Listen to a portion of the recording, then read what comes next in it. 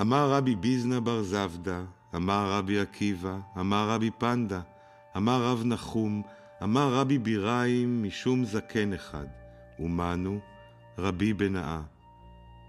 24 פותרי חלומות היו בירושלים. פעם אחת חלמתי חלום והלכתי אצל כולם, ומה שפתר לי זה, לא פתר לי זה.